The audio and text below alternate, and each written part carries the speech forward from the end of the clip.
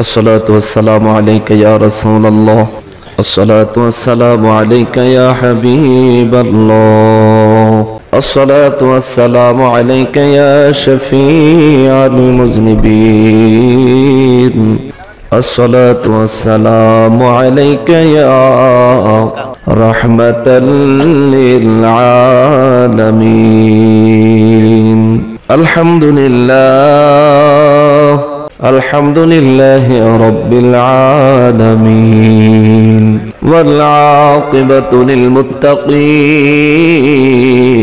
الصلاة والسلام على من كان نبيا وآدم بين الماء والطين وعلى آله وأصحابه وأولياء ملته وعلماء أهل سنته أجمعين أما بعد فأعوذ بالله من الشيطان الرجيم بسم الله الرحمن الرحيم أفرأيتم ما تحرثون أأنتم تزرعونه أم نحن الزارعون لو نشاء لجعلناه حطاما فظلتم تفكهون إنا لمغرمون بل نحن محرومون فقال تعالى في شان حبيبه ومحبوبه ومعشوقه مخبرا وآمرا إن الله وملائكته يصلون على النبي يا أيها الذين آمنوا صلوا عليه وسلموا تسليما اللهم صل على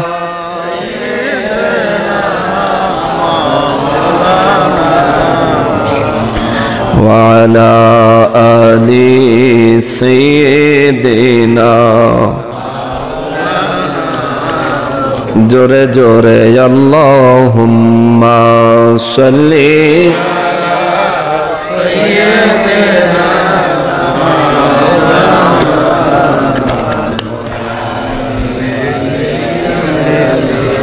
sound ঠিক করেন আমরা সবাই গুনাহগার গো নবীজি আপনায় দেখি না সেই কারণে রোজ হাসরে আমাদেরকে ভুলেন না আল্লাহুম্মা সাল্লি আলা মাওলানা মুহাম্মদ ওয়া আলা আলি সাইয়্যিদিনা গুনাহগারের গুনাহ ঝরে নবী দুরূদে আপনার গুনাহগারের গুনাহ ঝরে নবী দুরূদে আপনার রোজ হাসরে পার করিবেন রোজ হাসরে পার করিবেন উম্মত গুনাহগার নবীজি আল্লাহ আল্লাহ বন্ধ করেন ইল্লাহু আল্লাহ আল্লাহ লা ইলাহা রহমাতাল লিল আলামিন নবী উম্মতের কান্ডার রহমাতাল লিল আলামিন নবী উম্মতের কান্ডার শাফাআত করেন রোজ হাশরে শাফাআত করেন রে উম্মত করবেন পার নবীজি আল্লাহ আল্লাহ লা ইলাহা হো আল্লাহ আল্লাহ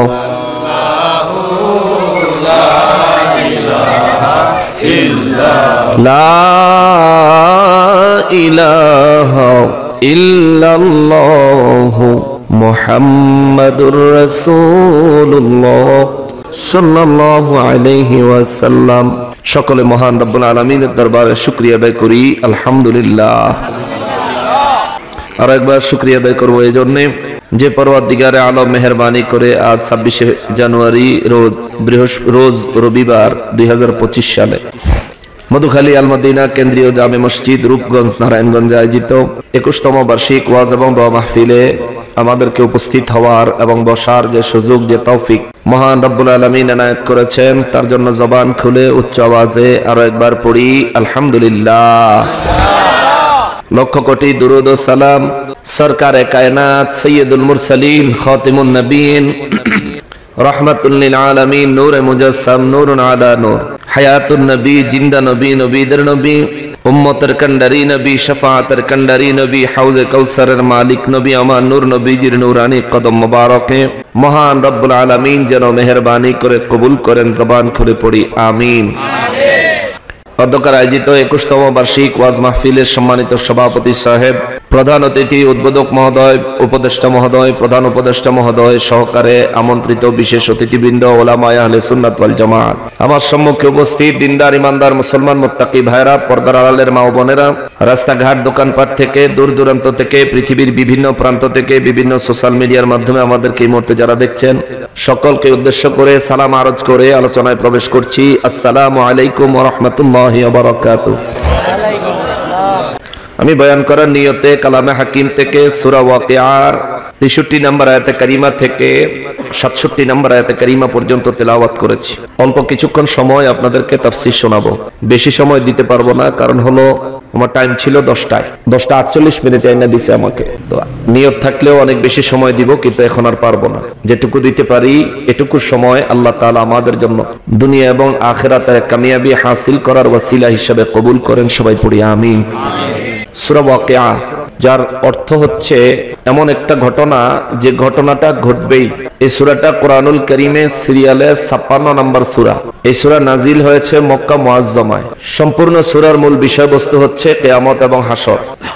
মক্কা মুআজ্জামায় নবী রাহমাতুল লিল আলামিন যখন দ্বীনের দাওয়াত কাফের বেঈমানদের কাছে পৌঁছানো আরম্ভ করলেন, কাফের বেঈমানেরা তখন নবী রাহমাতুল লিল আলামিনকে বিভিন্ন প্রশ্নে জর্জরিত করে ফেলল।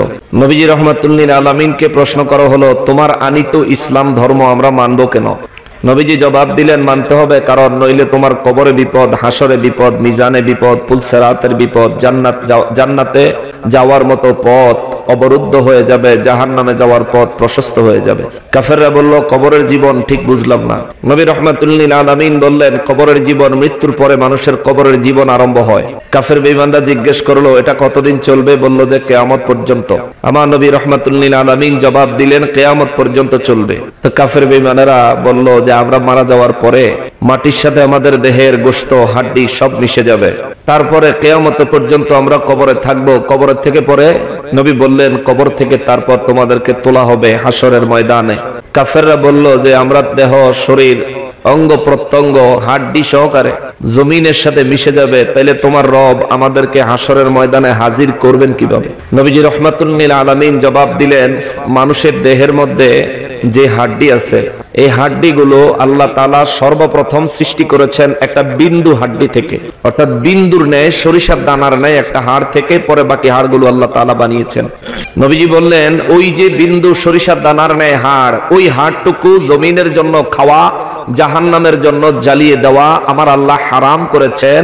কেননা মানুষ মারা যাওয়ার পর পুরো দেহ পচে গলে শেষ হয়ে গেলেও মানুষের হাড্ডির ওই বিন্দু হাড্ডি সরিষার দানার ন্যায় ওই জায়গা থেকে মানুষকে আল্লাহ আবার পুনরায় তৈরি করে হাসরের ময়দানে উঠাবেন।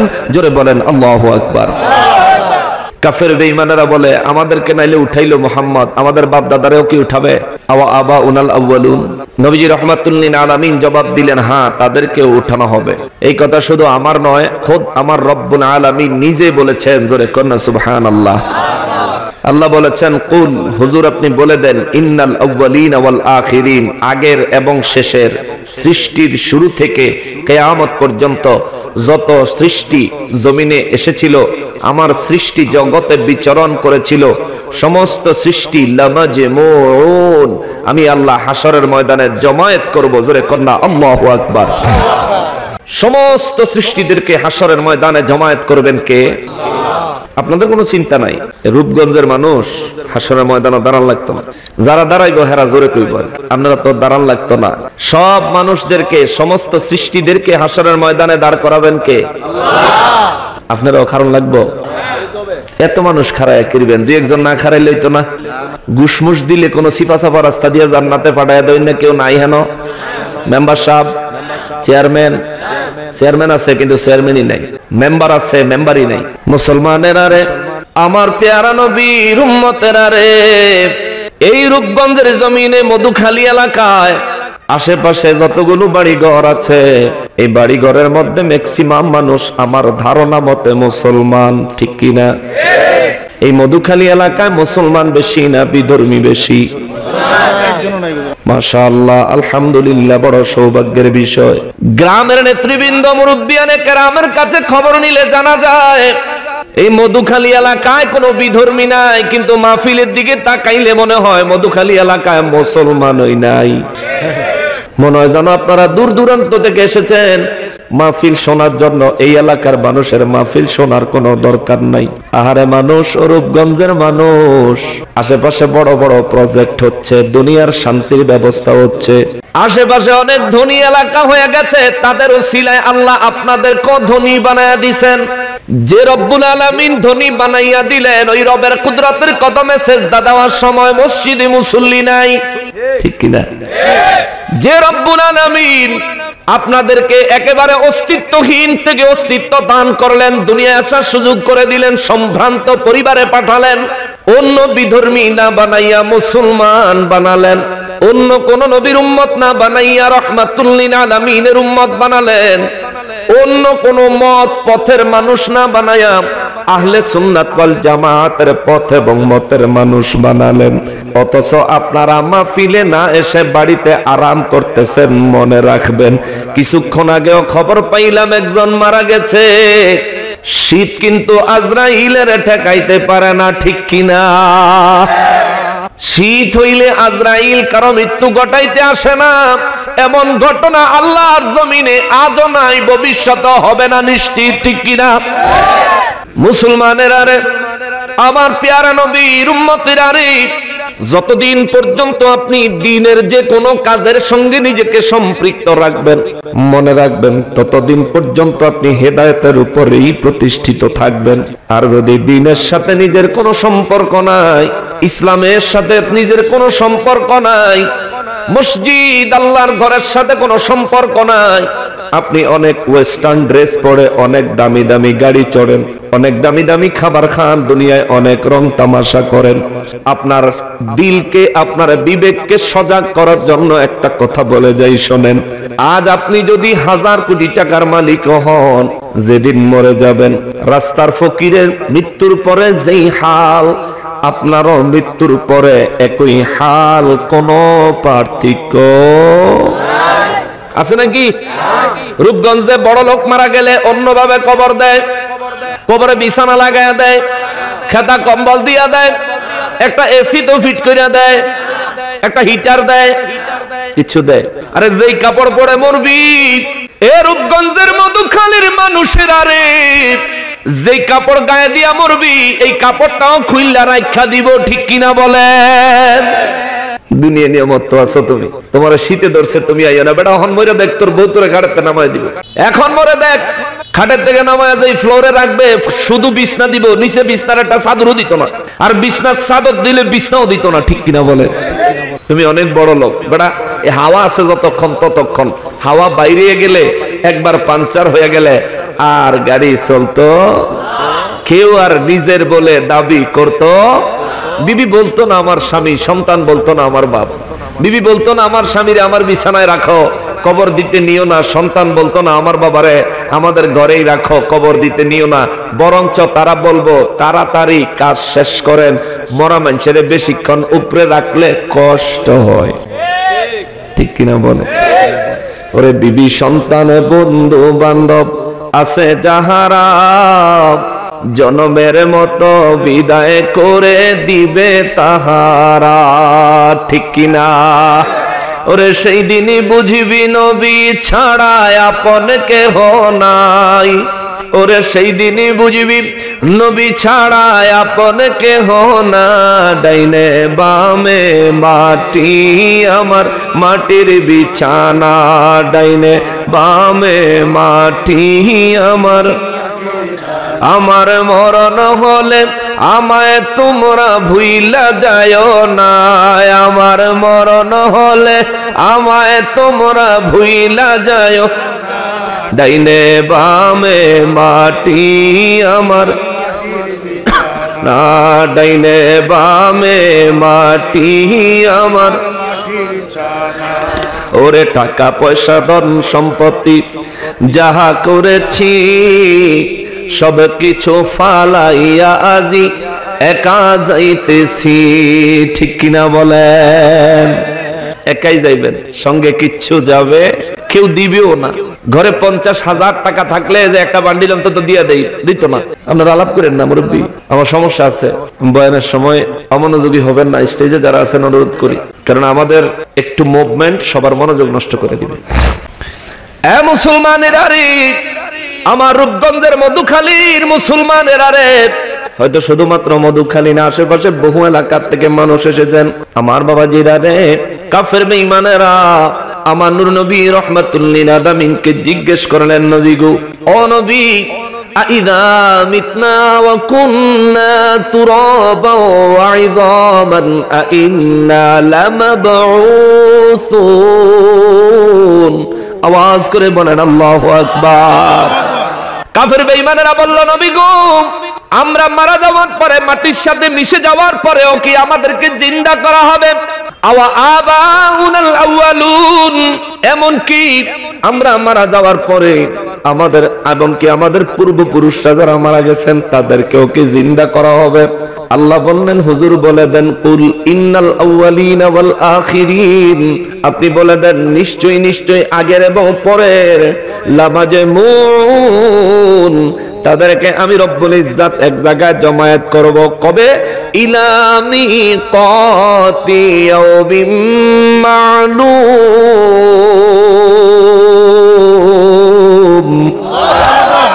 রব্বুল আলামিন বলেন, আমি রব্বুল আলামিন তাদেরকে একত্রিত করব ইলা মিকাতি ইয়াউমিন মা'লুম, ওই কিয়ামতের দিনে, সুনির্দিষ্ট দিনে, সুনির্দিষ্ট দিনে, যেই দিন মক্কার কাফেরদেরকে আমার আল্লাহ জমায়েত করবেন, ওই দিন রূপগঞ্জের মানুষ আপনাকেও আমার আল্লাহ জমায়েত করবেন। যেই দিন কাফের বেঈমানের বিচার আমার আল্লাহ করবেন, ওই দিন আমি গুনাহগার সহ আমাদের প্রত্যেকের বিচার আমার আল্লাহ করবেন। এই কথার উপর বিশ্বাস আছে নি রে বাবা? আছে? কাফের বেঈমানেরা বলল, এটা কেমনে সম্ভব? কিভাবে সম্ভব? আমাদের মুরব্বীরা মাটির সাথে মিশে গেছে, তাদেরকেও আল্লাহ কেমনে জিন্দা করবেন? নবী বললেন, মানুষের শরীর যখন সৃষ্টির জন্য আল্লাহ মায়ের গর্ভে যখন নতফা পাঠায়, নতফা মায়ের গর্ভে যাওয়ার পরে 40 দিন পর্যন্ত নতফা আকারে আল্লাহ রাখেন। 40 দিন পরে এটারে রক্তের পিণ্ড বানান, আরো 40 দিন পরে এটারে গোশতের টুকরা বানান, আরো 40 দিন পরে মায়ের গর্ভে এই গোশতের টুকরাটার ভিতরে আল্লাহ হাড্ডি বানানো শুরু করেন। ওই 40 দুগুণে 80 দিন পার হওয়ার পরে, 80 দিন পার হইলে রক্তের পিণ্ড, 80 দিন পরে 80 দিন পর্যন্ত রক্তের পিণ্ড থাকে, 80 দিন থেকে 120 দিন পর্যন্ত মাংসের টুকরা থাকে। 120 দিন মানে 4 মাস। 4 মাস পার হওয়ার পরে যখন 4 মাস 1 দিন হয়, 121 দিনের দিন, মানুষ বানানোর জন্য শরীরে হাড্ডির একটা বিন্দু হাড্ডি আমার আল্লাহ সৃষ্টি করেন। জোরে বলেন আল্লাহু আকবার। নবী বলেন এটা হলো হাড্ডি সৃষ্টির মূল উৎস। এই হাড্ডি সৃষ্টি থেকে গোটা শরীরের হাড্ডিগুলো ছড়াইয়া পড়ে। আমার রব্বুল ইজ্জত এই সূরা 62 নম্বর আয়াতে কারিমার একটু আগে দিয়া 62 নম্বর আয়াতে কারিমা পর্যন্ত আমার আল্লাহ জবাব দিয়েছেন কাফের বেঈমানদেরকে, যারা নাকি পুনরায় আমার আল্লাহ জিন্দা করবেন, পুনরায় হাসরের ময়দানে উঠাবেন, এই কথাটার উপর যারা বিশ্বাস করতে চাইলো না, নবীর সাথে তর্ক করলো, তাদের জন্য আল্লাহ বললেন আজ তোমরা তর্ক করছো, তোমরা জানতে চাইতেছো আমি রব্বুল আলামিন কেমনে তোমাদেরকে বানাবো, আবার পুনরায় তৈরি করব, পুনরায় জিন্দা করব। রব্বুল আলামিন কয় বান্দা রে, ও বান্দা তুমি নিজের সৃষ্টির কথা চিন্তা করো না রে, একদিন তো তোমার অস্তিত্ব বলতে কিছুই ছিল না, ঠিক কিনা? একদিন তোমার অস্তিত্ব বলতে কিছুই ছিল না। রব্বুল আলামিন বলেন তুমি তোমার বাবার নুতফার ভিতরে ছিলা, তোমার বাবা জানতো না তুমি দুনিয়ায় আসবা কিনা। তোমার মায়ের গর্ভে যখন আমি রব্বুল আলামিন নুতফা আকারে তোমাকে তোমার মায়ের গর্ভে প্রবেশ করাইছি, তখনও তোমার মা জানতো না তুমি পূর্ণাঙ্গ মানুষ হয়ে দুনিয়ায় আসবা কিনা, ঠিক কিনা? আল্লাহ কয় বান্দা তোর কোনো অস্তিত্বই ছিল না, দুনিয়াতে আসার কোনো সম্ভাবনাই ছিল না, আগাম কোনো সংবাদও ছিল না। আমি যে রব্বুল আলামিন শূন্য থেকে তোরে বানাইতে পারছি রে, আমি ওই রব্বুল আলামিন, সেই রব্বুল আলামিন যিনি কিয়ামতের ময়দানেও ইমানদার, মুনাফিক, কাফের, বেঈমান সহকারে সমস্ত মাখলুকতকে পুনরায় বানায়া হাসরের ময়দানে উঠাবো। জোরে বলেন আল্লাহু আকবার। কাফের বেঈমানের সন্দেহ পোষণ করার কারণে আমার রব্বুল ইজ্জত তাদের জন্ম সম্পর্কে প্রশ্ন তুললেন, তাদের জন্ম সম্পর্কে বিস্তারিত বর্ণনা করার পরে আমার আল্লাহ তাদের সামনে আরো কিছু নিজের কুদরতের ঘটনা প্রকাশ করে দিয়েছেন। সুবহানাল্লাহ বলেন। 63 নম্বর আয়াতে আমার রব্বুল আলামিন বলেন বিসমিল্লাহির রহমানির রহিম আফারাআইতুম মা তাহরুসুন।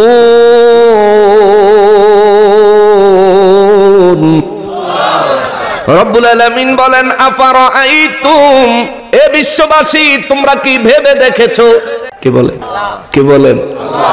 রব্বুল আলামিন বলেন বিশ্ববাসীরা রে, যারা কিয়ামতকে স্বীকার করে না, পুনরায় জিন্দা হওয়া লাগবে, বিচার হবে, বিচারের সম্মুখীন হওয়া লাগবে, এই কথার উপর যারা বিশ্বাস করো না, রব্বুল আলামিন বলেন তোমরা কি চিন্তা কইরা দেখছনি মা তাহরুসুন,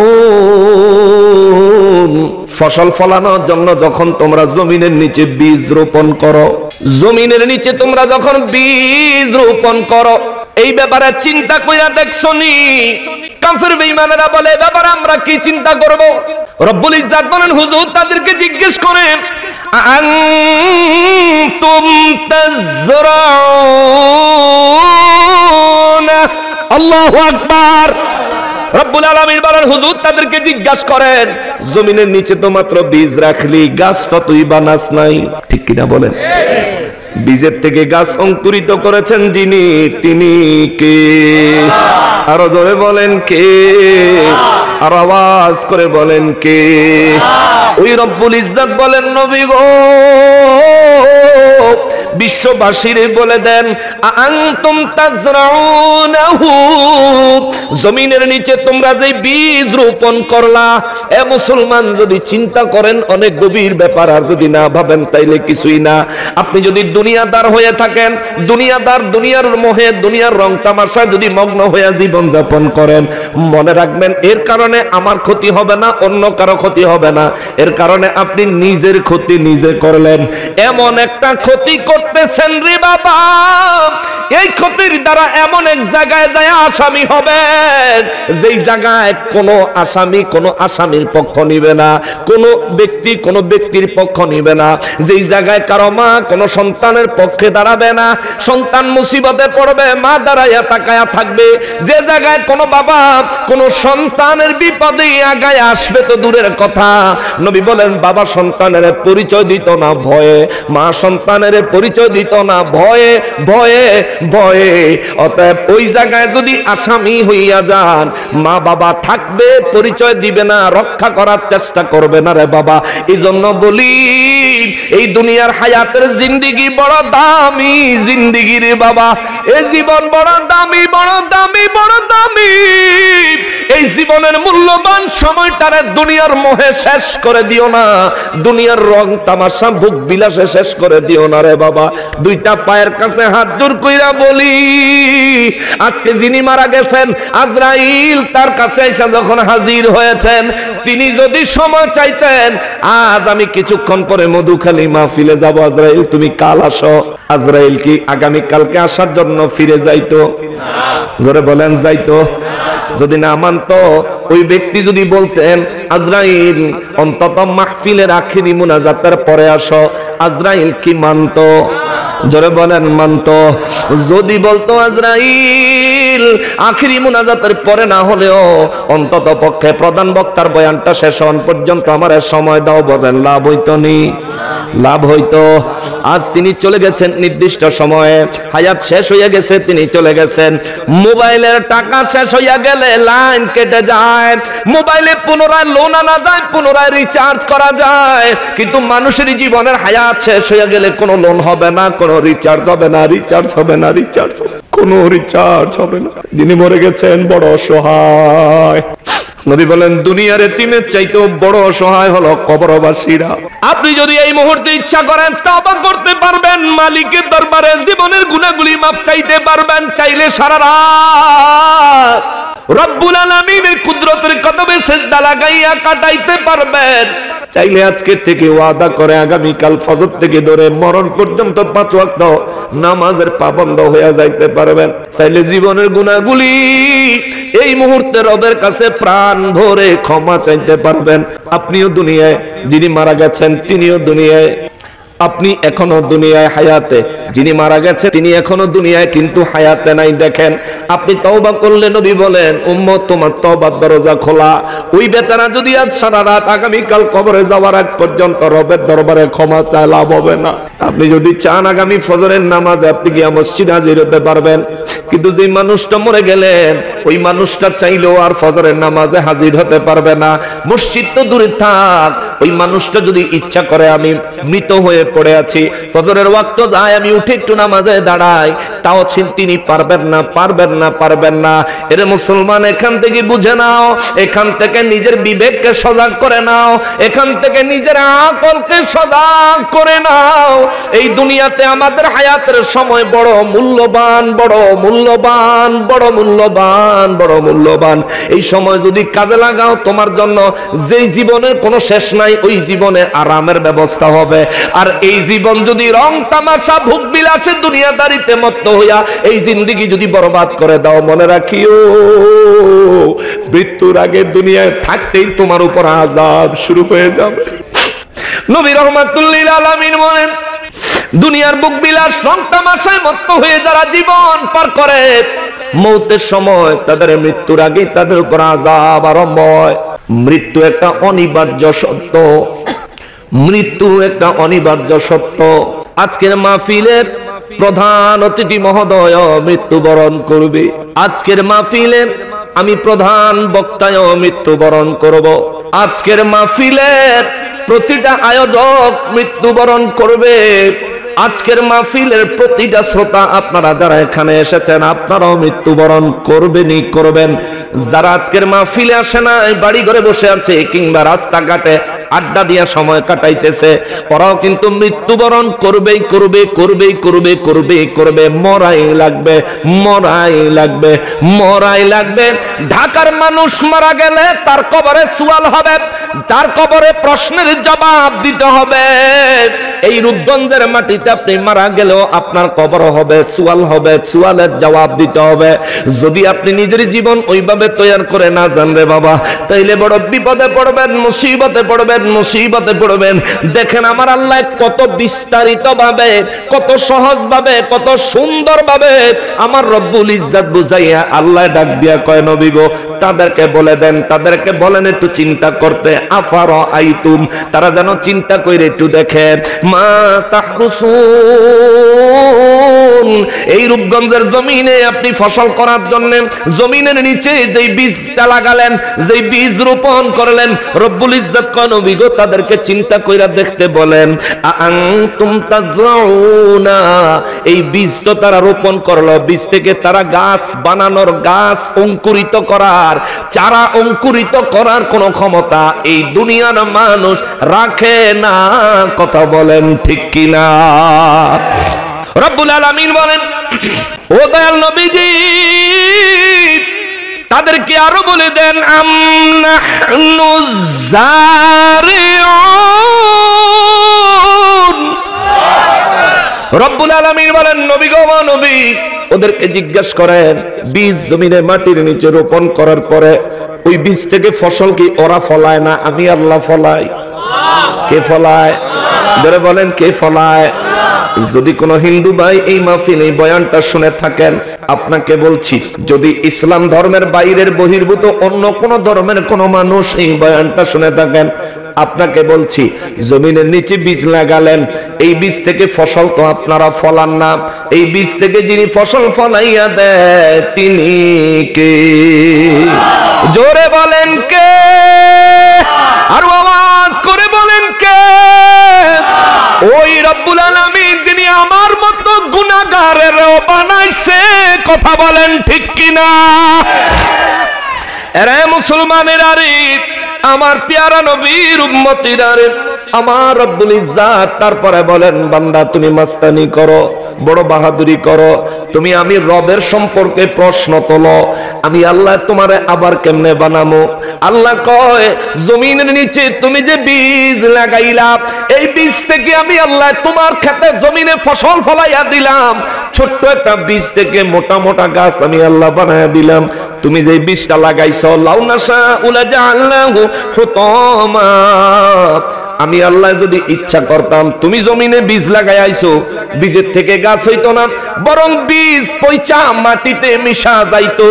এইটা আমার আল্লাহর পক্ষে সম্ভব না অসম্ভব? জোরে বলেন, আরো জোরে। আল্লাহ কয়, লাও যদি নাশাও, আমি ইচ্ছা করতাম, যদি আমি ইচ্ছা করতাম, লাজাআলনাহু হুতামা, তোমার রোপণ করা বীজটারে খড়কুটায় পরিণত করে দিতে, তোমার রোপণ করা বীজটাকে খড়কুটার ন্যায় জমিনের নিচে পচাইয়া দিতে আমি আল্লাহ যদি ইচ্ছা করতাম, আমি আল্লাহ অবশ্যই করতে পারতাম, অবশ্যই করতে পারতাম। ফাযালতুম তাফাক্কাহুন।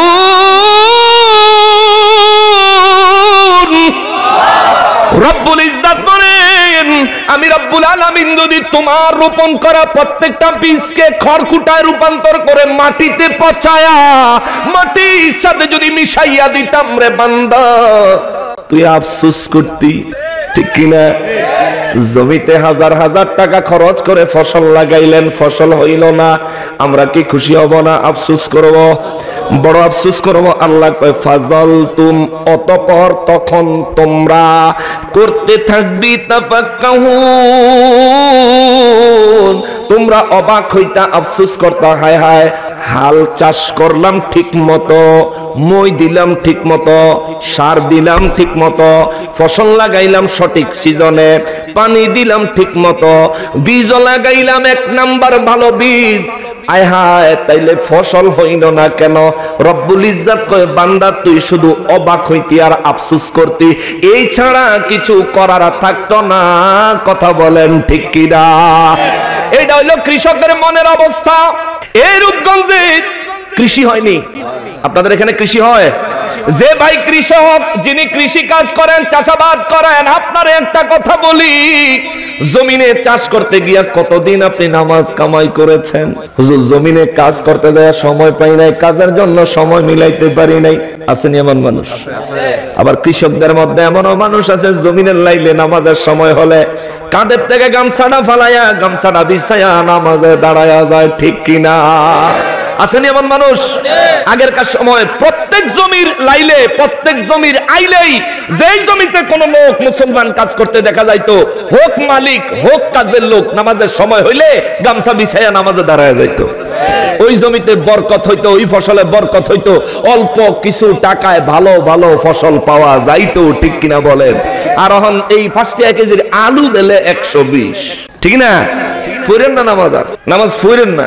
মানুষের নফস আল্লাহ যখন বানাইছেন, নফস 10টা লতিফা দিয়ে আল্লাহ মানুষের বানাইছেন। কলব বাম দুধের 2 আঙ্গুল নিচে, রূহ ডান দুধের 2 আঙ্গুল নিচে, সের বাম দুধের 2 আঙ্গুল উপরে, খফি ডান দুধের 2 আঙ্গুল উপরে, আখফা বুকের মাঝখানে।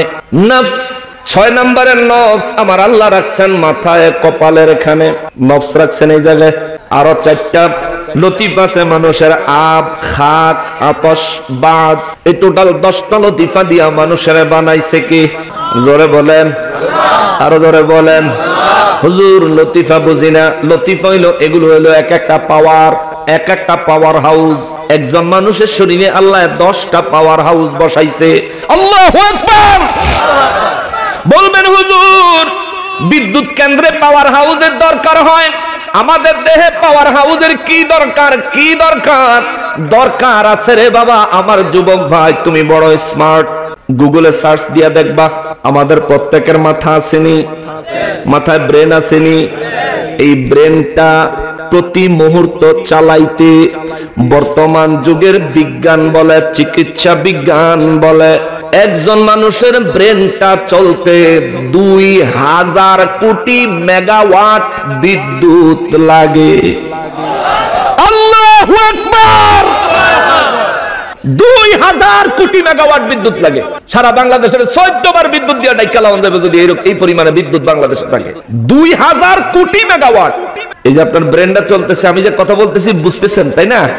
আপনার ব্রেন সিগন্যাল দিতেছে, বুঝছি, এটার মানে এটা, এটার মানে এটা। আপনার ব্রেন সিগন্যাল দিচ্ছে প্রতি মুহূর্ত। আপনার ব্রেন আপনাকে সিগন্যালটা দিতে 2000 কোটি মেগাওয়াট বিদ্যুৎ লাগে। আওয়াজ করে বলা যায় কি আল্লাহু আকবার। কি বানাইছে মালিক? এটা কি বানায় দিছে? এটা এমন একটা দেহ আমার আল্লাহ বানায় দিচ্ছেন যার মধ্যে 10টা পাওয়ার হাউস আছে রে। একটা পাওয়ার হাউসের কথা শুধু বলে যায়। 1 নাম্বার একটা পাওয়ার হাউস হলো কলব। এই কলবটা হলো একটা পাওয়ার হাউস। এটার পাওয়ার কত? জিবরাইল আমিন রব্বুল ইজ্জাতের কাছে একদিন জানতে চাইলেন, মালিক যে বিশাল বিশাল জান্নাত বানাইছেন, যে ব্যক্তি সবচাইতে ছোট জান্নাত পাবে তারও 10টা পৃথিবীর সমান একটা জান্নাত দিবেন। এটি জান্নাত পাইয়া খুশি না? জোরে কোন সুবহানাল্লাহ। জান্নাতে যাইতে চান না? না চাইলে তো আমার অসুবিধা নাই। আমার কোনো অসুবিধা নাই, আল্লাহর কোনো অসুবিধা নাই, আল্লাহর রাসূলেরও কোনো অসুবিধা নাই। যদি যাইতে না পারেন সমস্ত অসুবিধা আপনার। আর কারো না, আপনি মুখ খুললেন না, ওর মধ্যে তালা দিয়ে বয়ে থাকে। তালা পকেটে না থাকলে হেন দোহান আছে, লাগলে আশেপাশে টানাই দিবেন, নাহলে গাড়ি দিয়ে পাঠায় আনাই দিব, তারা আটকাইয়া বয়ে থাকে। এমন দিন গিয়া মুখ খুলবেন, পিঠা খাইবেন আর চিল্লানি দিবেন, মুখ বন্ধ করার টাইম পেতেন না। বাবা জবান দিয়েছেন কে? আপনার ভিতরে কতটা পাওয়ার আছে? আমি পাওয়ার হাউস থেকে একটা পাওয়ার হাউসের কথা শুধু বলবো, বাকি 9টা পাওয়ার হাউসের কথা বলতে পারবো না। সময় হলো আবার আরেকদিন ইনশাআল্লাহ। আল্লাহ চাই তো পিতলগঞ্জ আসতেছি, ওইখানে কথা হবে ইনশাআল্লাহ। এ মুসলমানেরা রে, আমার পেয়ারা নবীর উম্মতেরা রে, জিবরাইল আলাইহিস সালাম রব্বুল ইজ্জাতের দরবারে আরজি করলেন, মালিক 10টা পৃথিবীর সমান একটা জান্নাত দিবেন, যারে সবচাইতে ছোটটা দিবেন। সুবহানাল্লাহ। এত বড় জান্নাত দুনিয়ার মানুষ কেমনে ঘুরবো? এই দুনিয়ার মানুষ এক জায়গাতে আরেক জায়গায় সারা দিন হাঁটলে মাত্র 16 মাইল যাইতে পারে। সুবহানাল্লাহ। সারাদিন হাঁটলে কয় মাইল যায়? 16 মাইল। আপনি যদি পায়ে হাঁটেন, একদম সুঠাম দেহের অধিকারী যদি হন, একেবারে তাগড়া যুবক যদি হন, আপনি পায়ে হাইটা যাবেন, একদিনে 16 মাইল হাঁটতে পারবেন।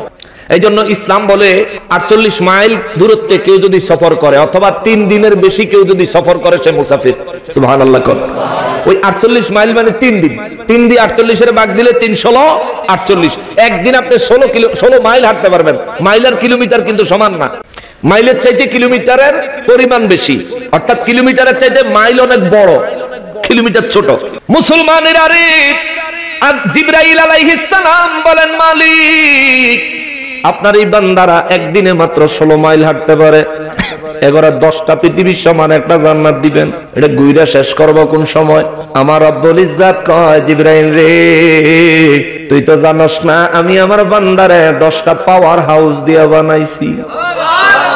জোরে কর, আরো জোরে কর।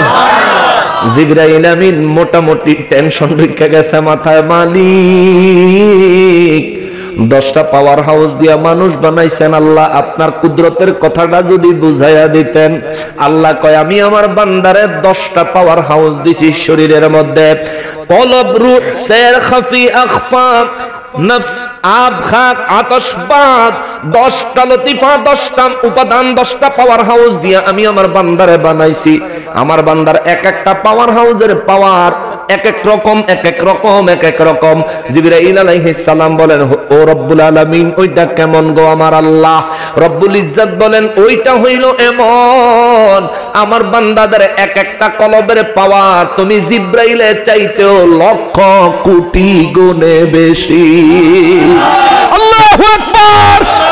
জিবরাইল আলাইহিস সালাম বলে, মালিক 600 নূরের পাখা দিয়া বানাইছো আমারে, বিশাল দেহের করে বানাইছো আমারে, টোটাল বডি নূর দিয়া বানাইছো আমারে। এক মুহূর্তে সিদরাতুল মুনতাহা থেকে জমিনে যাই, আর এক মুহূর্তে জমিন থেকে সিদরাতুল মুনতাহায় আসি। ও মালিক, তোমার মানুষ যারা একদিনে মাত্র 16 মাইল চলতে পারে, ওই মানুষ বুঝি আমার চাইতে অনেক বেশি ক্ষমতাশালী। আল্লাহ বলেন, হ্যাঁ, এইটা আমার বান্দার একটা মাত্র লতিফার পাওয়ার, অন্যগুলি তো রইছে। জিবরাইল কয়, মালিক তোমার কাছে ফরিয়াদ রে মালিক, তোমার বান্দাদের এমন পাওয়ারটা যদি একটু দেখতাম। আল্লাহ কয়, যাও মদিনা মুনাওয়ারায় মসজিদে নববী শরীফে নামাজের ওয়াক্ত হচ্ছে, মসজিদে নববী শরীফের গেটে দাঁড়ায় থাকবি। মসজিদে নববী শরীফে সর্বপ্রথম যিনি প্রবেশ করবেন, মসজিদে নববী শরীফ থেকে সর্বশেষ যিনি বের হবেন, এই মানুষটারে টার্গেট করবি, এই মানুষটারে ফলো করবি, এই মানুষটার কাছ থেকে তুই জিজ্ঞাসা করবি, যা তোর মনে চায়, যেমন পরীক্ষা করতে তোর ইচ্ছা হয় পরীক্ষা করবি, ইনশাআল্লাহ রাব্বুল ইজ্জত বলেন, আমি রব্বুল ইজ্জতের দয়ায় তুই অবশ্যই জবাব পাওয়া যাবি। যারে জিবরাইল যা, আওয়াজ করে বলেন আল্লাহু আকবার। জিবরাইল আমিন দুনিয়ায় মসজিদে নববীর সামনে সাহাবী মানুষের রূপ ধরে দাঁড়ায় রয়েছে। নামাজের সময় মসজিদে নববী শরীফ খালি, কিছুক্ষণ পরে দেখে হযরতে আবু বকর সিদ্দিক রাদিয়াল্লাহু নামাজে আসতেছেন। সুবহানাল্লাহ। আবু বকর রাদিয়াল্লাহু তাকে দেখে সালাম দিলেন, মসজিদে প্রবেশ করলেন। নামাজ শেষ হয়ে যাওয়ার পরে মসজিদ থেকে সর্বশেষ বের হয়ে আসলেন হযরতে আবু বকর সিদ্দিক রাদিয়াল্লাহু তাআলা আনহু। সুবহানাল্লাহ। জিবরাইল আমিন ফেরেশতার সুরতে না মানুষের সুরত। হযরতে আবু বকর সিদ্দিক রাদিয়াল্লাহু তাআলা আনহুরে ডাক দিয়া কয়, আপনার নাম কি? আবু বকর। মনে হয় যেন চিনে না। আপনার নাম কি? আবু বকর। তিনি বললেন, হ্যাঁ আমার নাম আবু বকর। বলে, আপনার কাছে একটা প্রশ্ন জানার জন্য আসছি। কি প্রশ্ন? কয়টা জানতে চাই। বলেন তো, এই মুহূর্তে জিবরাইল কোথায় আছে? সুবহানাল্লাহ। জিবরাইল কোথায়? সামনে তো দাঁড়ায়, কিন্তু সূরাত মানুষের, দেখে বুঝার উপায় নাই। আবু বকর সিদ্দিক রাদিয়াল্লাহু তাআলা আনহু তিনি বললেন, জিবরাইল আমিনের খবর আপনি আমার কাছে জানতে চাইলেন, নবীর কাছে জানতে চাইলেন না, নিশ্চয়ই কোনো হেতু আছে, কারণ আছে। যেহেতু এসেছেন রাহমাতুল লিল আলামিনের প্রিয় সাহাবী আবু বকরের কাছে, আবু বকর আপনারা খালি ফিরে দিত না, তবে আপনি আমার কয়েক মুহূর্ত সময় দেন। কয়েক মুহূর্ত? বলে, হ্যাঁ। কয়েক মুহূর্ত দিয়ে কি হইব? এটা তো আমরা জানার দরকার না। সুবহানাল্লাহ। আপনি কিতা জানতে আইছেন? জানতে আইছি জিবরাইল আমিন কই আছে। কত হেন হইথায়, আমরা কয়েক মুহূর্ত সময় দেন। ঠিক আছে, দিলাম। হযরত আবু বকর সিদ্দিক রাদিয়াল্লাহু তাআলা আনহু চক্ষুটা বন্ধ করলেন। কিছুক্ষণ পরে চোখ খুলে বললেন, বড় আশ্চর্যের বিষয়। জিবরাইল আমিন বলে, কি হইছে? ওই এত বড় জিবরাইল সিদরাতুল মুনতাহায় তারে পাইলাম না। আল্লাহু আকবার। এত বড় জিবরাইল আল্লাহর আরশের কোনায় কোনায় খুঁজলাম, পাইলাম না। মানুষের আমলনামার খাতার পৃষ্ঠা উল্টায়া উল্টায়া খুঁজলাম, জিবরাইল রে পাইলাম না। মানুষের আমল লেখে কলমের পিন খুলে, নিব খুলে, কলমের ভিতরে কালির ভিতরে পর্যন্ত ঘুরে ঘুরে দেখলাম, জিবরাইল রে খুঁজা পাইলাম না। সপ্তম আসমান, ষষ্ঠ আসমান, পঞ্চম আসমান, চতুর্থ আসমান, তৃতীয় আসমান, প্রথম দ্বিতীয় আসমান, আসমান, প্রথম আসমান, এমনকি দুনিয়ায় আল্লাহর সৃষ্টির তামাম কোনায় কোনায় আনাসে কানাসে আনাসে কানাসে খুঁজে খুঁজে খুঁজে খুঁজে জান্নাতের ভিতরে জাহান্নামের ভিতরে কোন জায়গায় জিবরাইল যেহেতু পাইলাম না, মদিনা মুনাওয়ারার আনাসে কানাসে কোনা কাঞ্চি ঘুরাঘুরি শেষ, কোন জায়গায় যেহেতু জিবরাইল পাইলাম না, আমি আবু বকরের দিল সাক্ষী দেয় এখানে আমি আবু বকর, আপনি জিবরাইল। আল্লাহু আকবার। জিবরাইল আমিন বলে, আবু বকর রে, বুঝতে চাইছিলাম আল্লাহ তোমাদেরকে নাকি 10টা পাওয়ার হাউস দিয়া বানাইছে, একটা পাওয়ার হাউসের ক্ষমতা কত বুঝার জন্য আইছিলাম। আবু বকর সিদ্দিক রাদিয়াল্লাহু মুচকি হাসি দিয়া কয়, এইটা হইল আমাদের একটা পাওয়ার হাউস, কেবলমাত্র কলবের পাওয়ার। আল্লাহু আকবার। এই কলব আপনারও আছে, এই কলব আমারও আছে, আপনারও আছে, প্রত্যেকটা মানুষের আছে। ইচ্ছা করলে কলবটাকে জারি করতে পারেন। এই অন্তরের ভিতরে রোগ হয়, এই অন্তরের ভিতরে পাওয়ার সেল আছে, এই অন্তরের ভিতরে চোখ আছে, কান আছে। সুবহানাল্লাহ। এই মাথার বাইরে, শরীরের বাইরে যেই কান, এই কানে দুনিয়ার কথা শোনে, আর কলবের যেই কান, ওই কান যদি একবার খুলে যায়, কলবের ভিতরে যেই চক্ষু, ওই চক্ষু যদি একবার খুলে যায়, খোদ রব্বুল আলামিনের কুল কায়নাতের মধ্যে তামাম সৃষ্টি জগতের মধ্যে কোন জায়গায় কি হচ্ছে দেখা যায়, শোনা যায়। জোরে বলেন আল্লাহু আকবার। কলবের আরো একটা পাওয়ারের কথা মনে পড়ছে, বলবো। হযরতে রাবিয়া বসরি রাদিয়াল্লাহু তাআলা আনহা, হাসান বসরি রাদিয়াল্লাহু তাআলা আনহুর ছাত্রী, হাসান বসরি রাদিয়াল্লাহু তাআলা আনহু রাবিয়া বসরি রে একদিন যায় কয়, রাবিয়া, দুনিয়ার মানুষ কয় তুমি নাকি অনেক কামেল হয়েছো। রাবিয়া বসরি পর্দার আড়াল থেকে ঘরের ভিতর থেকে জবাব দেয়, উস্তাদ জি, না না না, আমি যতই হই না কেন উস্তাদের চাইতে কখনো বিখ্যাত হওয়া যায় না, উস্তাদের চাইতে কখনো শ্রেষ্ঠ হওয়া যায় না, আপনি শ্রেষ্ঠ। জোরে কোন সুবহানাল্লাহ। যে কিনা নিজেকে উস্তাদের সামনে এভাবে অবনত করে, তারই তো আল্লাহ সব দিব। কথা কোন ঠিক কিনা?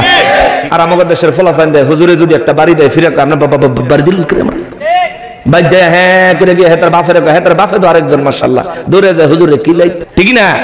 এই ফোলাবার বড় হইলে বাপের কিলাই কই নেই বইতো। আপনার ভূতেরে যতক্ষণ পর্যন্ত উস্তাদের কাছে অবনত হইতে না দিবেন, উস্তাদকে তার মতো করে শাসন করে আপনার সন্তানকে মানুষ করতে যতক্ষণ পর্যন্ত সময় সুযোগ না দিবেন, আপনার ভূত এটা মানুষ হইতো না, অমানুষ হইব। কথা কোন ঠিক কিনা? এই জন্য এখনকার সময় বিভিন্ন বিদ্যালয়ে, বিশ্ববিদ্যালয়ে সব জায়গাতে দেখবেন ছাত্র বেশি, কিন্তু চাকরির ইন্টারভিউ দেয় বেশি, টিকে কম, ঠিক না? পড়াশোনা ভার্সিটিতে করতেছে, কিন্তু ভার্সিটিতে পড়াশোনা করে বাইক চিন্তা করে, বাড়িতে আলাপ করে, না এই পড়ালে যে কিছু হইতো না, বিদেশ যামুগা, বিদেশ যামুগা। বাবা, উস্তাদকে কখনো মনে কষ্ট দিবেন না, বেদিন হইলেও না, মুসলমান হইলে তো না, ওই বেদিন হইলেও না। মা বাপ যারা আছেন বেশি ফিরিত দেন না ফলাফলের লগে, ফলাফলে আদরের জায়গায় আদর করবেন, শাসনের জায়গায় শাসন করবেন, তাইলে আপনার ছেলেরে আপনি নিয়ত যা করেছেন দেখবেন আল্লাহ আপনারে তার চাইতে অনেক বেশি বরকতওয়ালা সন্তান দিবে। এমন হইল হযরত রাবিয়া বসরি রাদিয়াল্লাহু তাআলা আনহা, তিনি উস্তাদের সাথে, উস্তাদের কাছে পর্দার আড়াল থেকে কথা বলেন।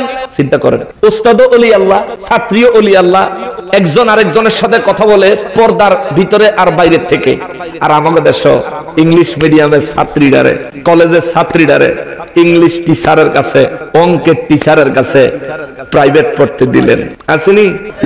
দেন দেন দেন দিলেন না, আছে পর্দা, মেয়েটারও হাজ্জা গুজ্জা কত রকম হইয়া, এরপরে স্যারের সামনে বয়, স্যারে পড়াইবই না, তামসাই দেখবো। স্যারে কি পড়াইবই না?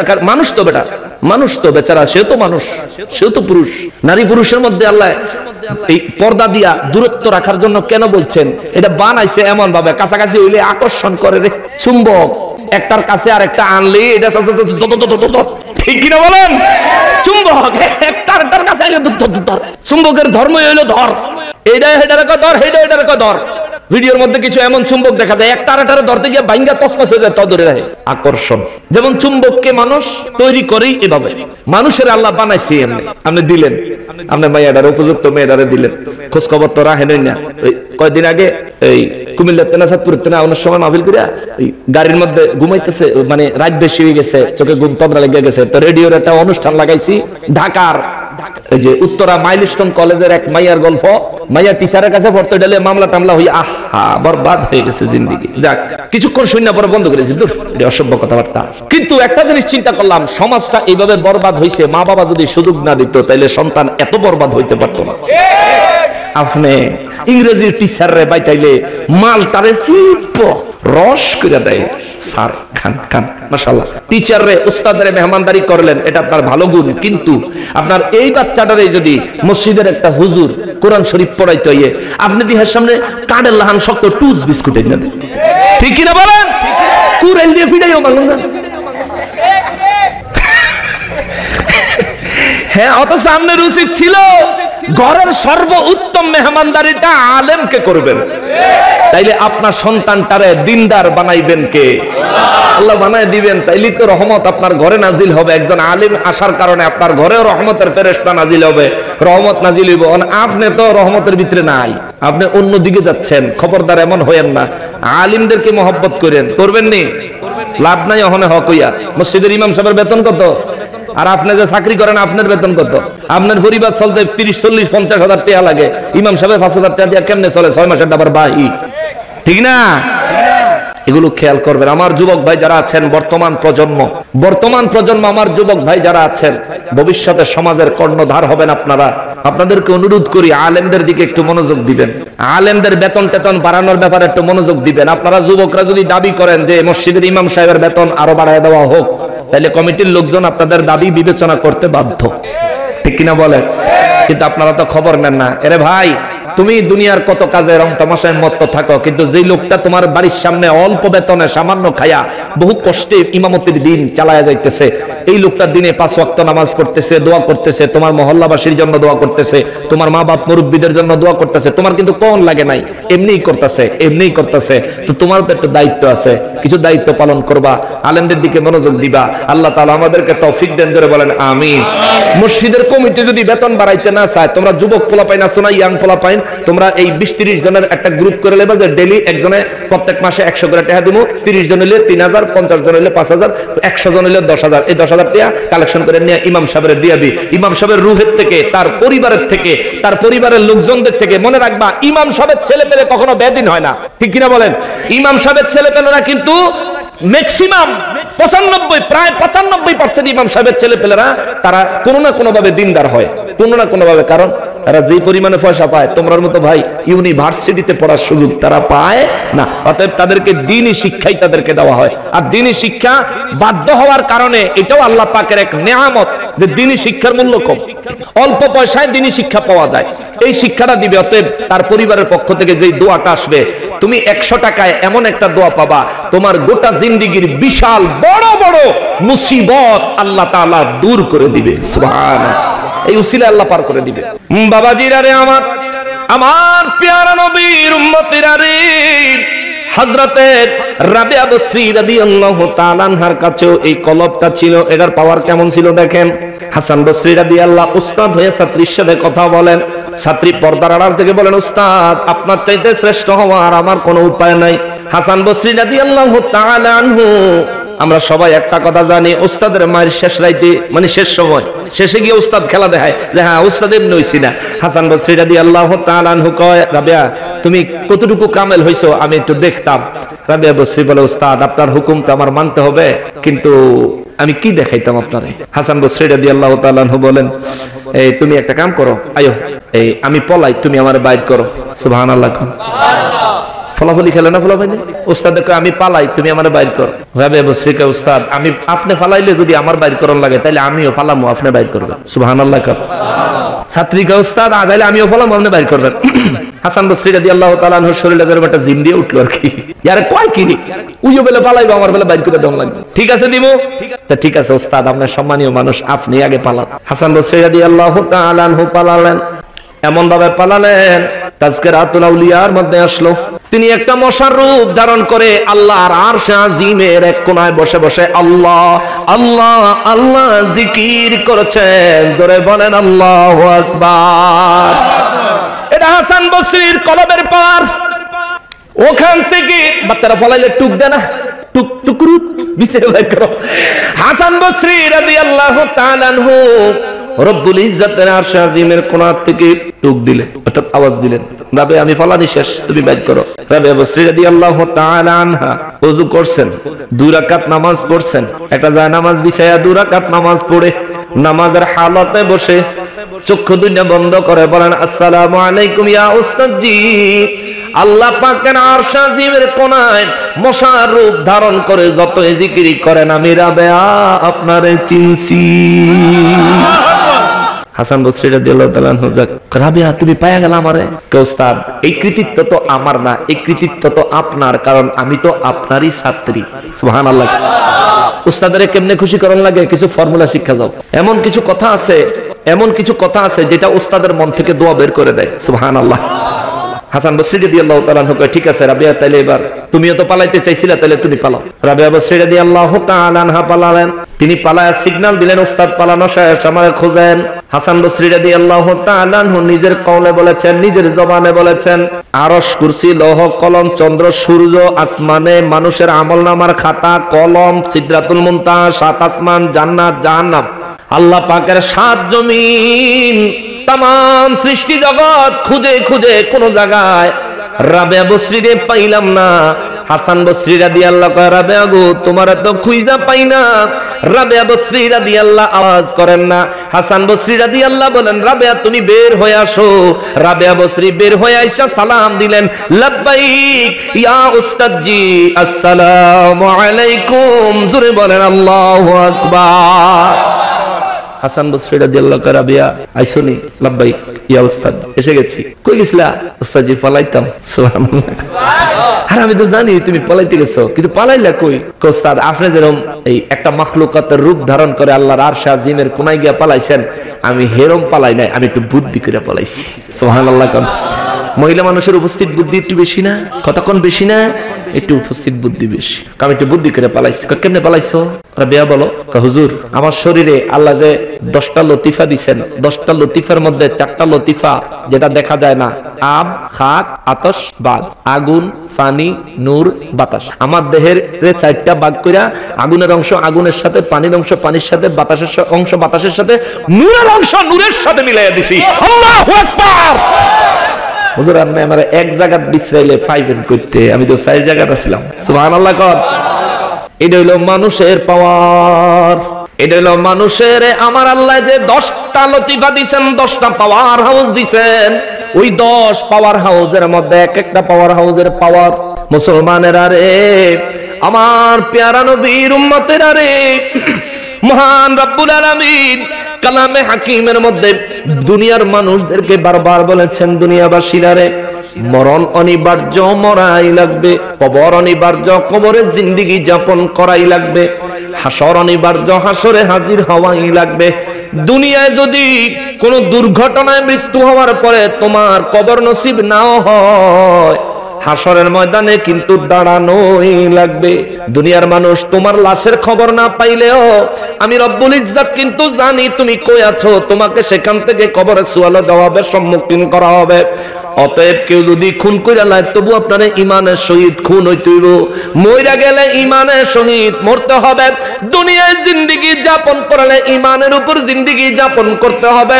যদি এমন ভাবে জীবন গঠন না করেন রে বাবা, আল্লাহর কসম আপনার বিপদের কোনো সীমা থাকতো না, বিপদের কোনো সীমা থাকতো না। রব্বুল আলামিন বলেন দুনিয়ার মানুষ রে, কেন তোমরা চিন্তা করো না? জমিনে ফসল লাগাইলি, জমিন থেকে ফসল বের হলো, সেই ফসল তোরার জন্য আমি আল্লাহ রিজিক বানাইলাম। ওই রিজিক তোরা গ্রহণ করলি, ওই রিজিক গ্রহণ করে করে দুনিয়ার বুক বিলাস রং তামাশায় জিন্দেগি কাটাইলি।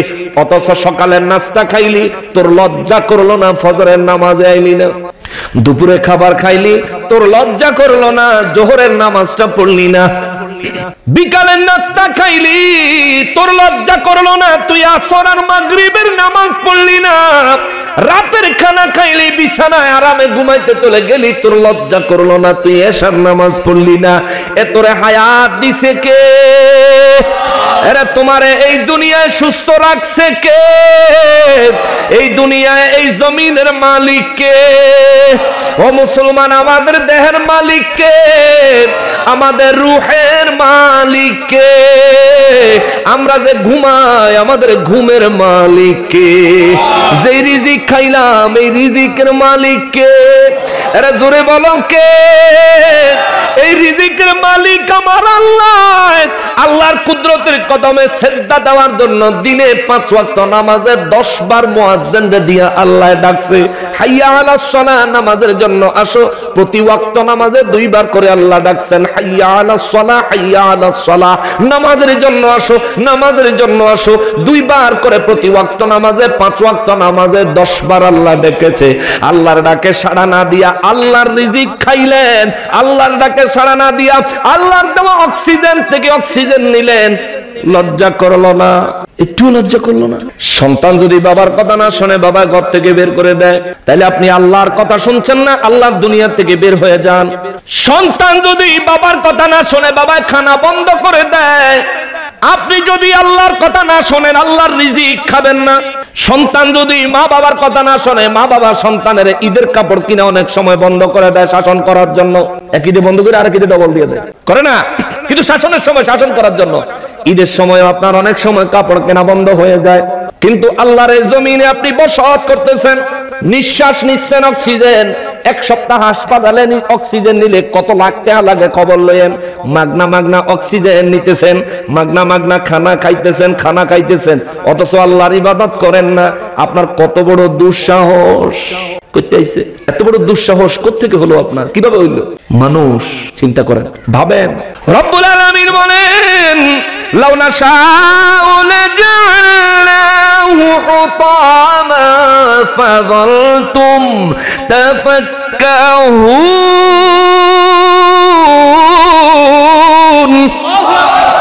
আল্লাহ কয়, যদি আমি ইচ্ছা করতাম তোমার রোপণ করা বীজটাকে খড়কুটায় পরিণত করে দিতে পারতাম, যা মাটির সাথে মিশে যাইতো।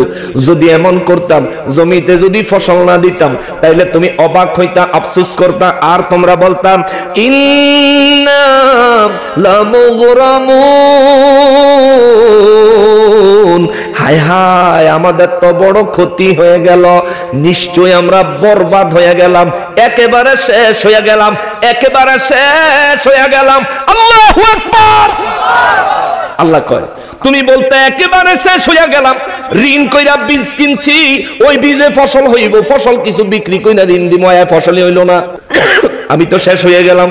ঋণ করে সার কিনে জমিতে দিছি, হায় হায় ফসলই তো হইল না, আমি সারের ঋণ কিভাবে পরিশোধ করব? আমি শেষ হয়ে গেলাম। আল্লাহ রাব্বুল ইজ্জত বলেন, বান্দারে, ও বান্দা, তুমি হয়তো পরিবারের রিজিকের যোগান, খানার যোগান দেওয়ার জন্য ফসল করেছিলা, পরিবারের খাবার দাবারের কি অবস্থা হবে? ফসলই তো হইল না, তার জন্য তুমি বড় আফসোস আর আক্ষেপ করবা। আক্ষেপ এই ছাড়া করার কিছু আসেনি? বলেন আছে? যে খেতে তো দানা লাগাইছি, আল্লাহ যখন ফসল দেয় না, তো আমার ফসল আমি নিজেই বানাইলাম। পারবেন? পারবেন? মাটির নিচে বীজ রোপণ করে এই বীজ থেকে গাছ হবে, ফল হবে, কার আশায় থাকেন? জোরে বলেন, কার আশায়? মুসলমানও আল্লাহর আশায় থাকে, বেঈমানও আল্লাহর আশায় থাকে, যে রব দিব, আল্লাহ দিব। সুবহানাল্লাহ। চায়নার কাছে এত প্রযুক্তি আছে, কিন্তু হেতারা গাছ অল্প সময়ে বড় হয় এই প্রযুক্তি আছে, কিন্তু বীজ ফুটাইয়া গাছ বের করার প্রযুক্তি নাই, হইতো না, কিয়ামত পর্যন্ত হবে না। এই ক্ষমতা, এই পাওয়ার রেখে দিয়েছেন কার কাছে? সুবহানাল্লাহ। জোরে কর না সুবহানাল্লাহ। রব্বুল আলামিন বলেন, পরিশেষে গিয়া দুনিয়ার মানুষ তোমরা বলবা বাল নাহনু মাহরুম, পুরো ফসল থেকে, পুরো সুবিধার থেকে, পুরো সুযোগ সুবিধার থেকে, পুরো জীবনের আরাম আয়েশ থেকে একেবারে বঞ্চিত হয়ে গেলাম। জোরে কন্যা নাউজুবিল্লাহ। এরপরে গিয়া মানুষের মনে পড়ে যায়, রে মসজিদে যাই, আল্লাহর কাছে একটু চাই, সব হারাইয়া তারপরে মসজিদে যায়। এমন হইয়েন না বাবা, জীবনের প্রতিটা মুহূর্ত আল্লাহ সন্তুষ্টির উপর পার করেন, আল্লাহ সন্তুষ্টির উপর অতিবাহিত করেন, তাইলে দেখবেন দুনিয়া কেন, আরে দুনিয়া আখেরাত আপনার পিছে পিছে ঘুরবে। জোরে কন্যা সুবহানাল্লাহ। আপনি দুনিয়ার পিছনে এত ঘুরা লাগবে, এত ঘুরবেন কেন ভাই? 1000 কোটি টাকা লাগবে আপনার, কি করবেন? খাইতে পারবেন সবগুলো দিয়া কাপড় কিনা গায়ে দিয়া মরতে পারবেন? এক সেট সবচেয়ে দামি পোশাক লইয়া কবরে যাইতে পারবেন? পারতেন না। 1000 কোটি টাকা রোজগার করন লাগবে, করেন, কিন্তু হালাল ভাবে করেন। হারাম ভাবে 1000 কোটি রোজগার করলেন, আপনি আজকে দেখেন আপনি 10টা 20টা 50টা গাড়ির মালিক, বাড়ির মালিক, নিঃশ্বাসটা বাইরে গেলে আপনি আর কিচ্ছুর মালিক। এই জন্য দৈনিক আল্লাহ তাআলা মানুষকে ঘুম দেয়। ঘুম ছাড়াও মানুষ আল্লাহ বাঁচায় রাখতে পারতো। যেমন জান্নাতে কারো কোনো ঘুমাইতো না, সুবহানাল্লাহ। অন্ধ মাহফিলে বইয়া অনেকে, মাহফিলে স্টেজে বইয়া অনেক এরকম করতেছে, কিন্তু জান্নাতে কোনো ঘুম। সাহাবা কেরাম জিজ্ঞেস করে, বিশ্বাস না গো, কি কোন হুজুর না ঘুমাইলে মরজুম কা? আর জান্নাতে তো মরতেন না, সুবহানাল্লাহ। কম কেন মরণ নাই, ঘুমও নাই, কারণ ঘুম একটা মৃত্যু। সাহাবা কেরাম বলেন, হুজুর জান্নাতে মানুষের কয় ঘন্টা ঘুমাইতে দিব? নবীজি কয় 1 মিনিটও না। ইয়া রাসূলুল্লাহ, তাহলে কেমনে বাঁচবো আমরা? নবীজি বলেন, জান্নাতে ঘুম নাই, কারণ তোমরা যখন ঘুমের দোয়া পড়ো, আল্লাহুম্মা বিসমিকা আমুতু, তুমি প্রথমে বলো আল্লাহুম্মা, হে আল্লাহ, বিসমিকা, তোমার নামে, আমুতু, আমি মৃত্যুবরণ করিতেছি। তাহলে ঘুম মানি মউত, ঘুম মানি মৃত্যু, কিন্তু জান্নাতে কোনো মৃত্যু নাই, পরকালে কোনো মৃত্যু। তাহলে জাহান্নামী করে যে ফিডাইও কইতো না, যা ফিডাইছি তো অনেক দূর ঘুমাইগা, ঘুমে তুটলে আবার ফিরাবো, এরকম কোনো চান্স নাই। ফিডা চলবো, অনবরত চলবো। জাহান্নামের আযাব কত যে কঠিন চিন্তাও করতে পারবেন না। এই সূরারই আরেকটু আগে দিয়ে আল্লাহ তাআলা বলছেন, জাহান্নামীদেরকে আমি আল্লাহ মেহমানদারি করব। কোন জাহান্নামী? হাসরের ময়দানে যারা দাঁড়াবে আর শাহজিমের বাম পাশে জাহান্নামের সামনে, তাদেরকে আমি আল্লাহ 4টা মেহমানদারি করব। কয়টা? এক, তাদের দিকে একটা গরম হাওয়া ছেড়ে দেব, গরম হাওয়া। এয়ার ফ্রায়ার চিনেন? সব মনে হয় অনেকের ঘরেই আছে। এই যে এয়ার ফ্রায়ার, এটার ভিতরে মুরগি মাইকা ডেকে পরে মুরগি দিয়ে দিলে, সুইচ দিয়ে দিলে কতক্ষণ পরে এটা কাবাব হয়ে যায়। এয়ার ফ্রায়ার, তেল লাগে না, কারেন্টে দিয়া এটারে সুইচ দিলে, মুরগি দিলে কাবাব হয়ে যায়, গরু গোশত দিলে কাবাব হয়ে যায়, মাছ দিলে কাবাব হয়ে যায়। এই এয়ার ফ্রায়ার নতুন করে বাইরেছে।